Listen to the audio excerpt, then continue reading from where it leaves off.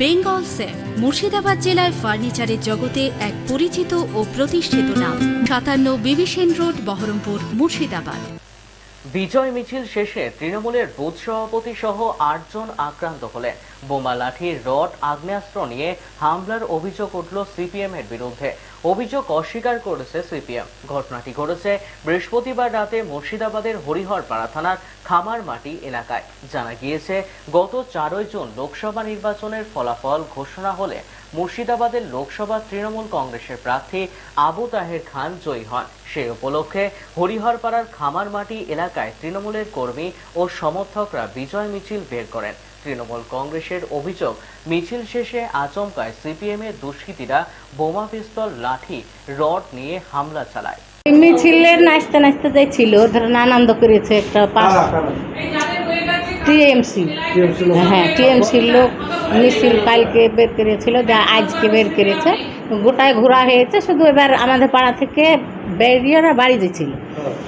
এবার ওই পাড়াতে যে ওদের ওরাই এখন কাজ ওরাই ভেঙেছে, কী করেছে জানি না, কাজ ভাঙলি তো কাজ ভেঙেছে, সকালে জরিমানা লাগলে দিতে হবে, কিন্তু মারামারি তো করতে বলেনি।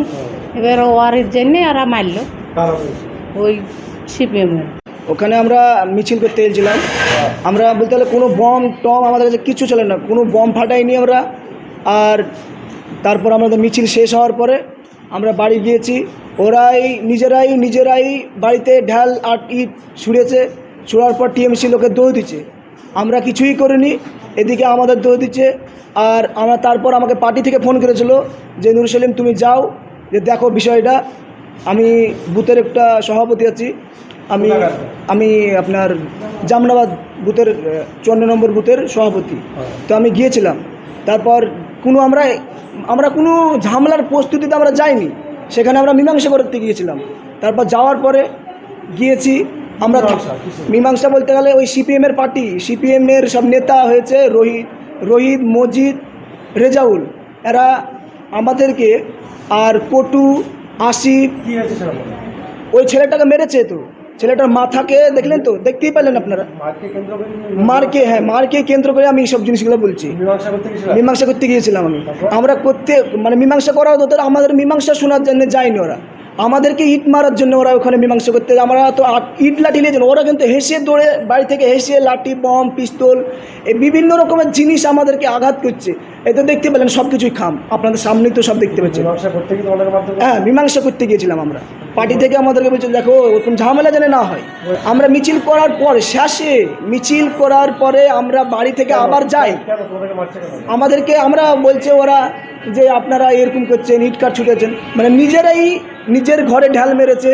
সিপিএমের ঘরে সিপিএমরাই ঢাল মেরেছে, দিয়ে আমাদের টিএমসির লোকের দোষ দিচ্ছে। আমরা টিএমসি পার্টি করি, আবু তাহের খানের লোক আমাদেরকে ইট, লাঠি, হেসে, বম, পিস্তল ওরা সব বের করে, আমাদের কাছে কিছুই ছিল না। আমরা হ্যাঁ সব দেখেছি, সব পিস্তল, হেসে, বড় বড় লাঠি আমরা দেখতে পাচ্ছেন খাম করে দিয়েছি। আমাদের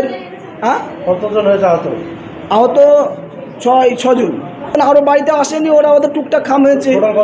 টোটাল 10-12 জন হয়েছে। আর এখানে আমাদের 6 জন আছে, হ্যাঁ হসপিটালে 6 জন, 4 জন বিশাল সিরিয়াস আছে। রেফার করা হলো বহরমপুর।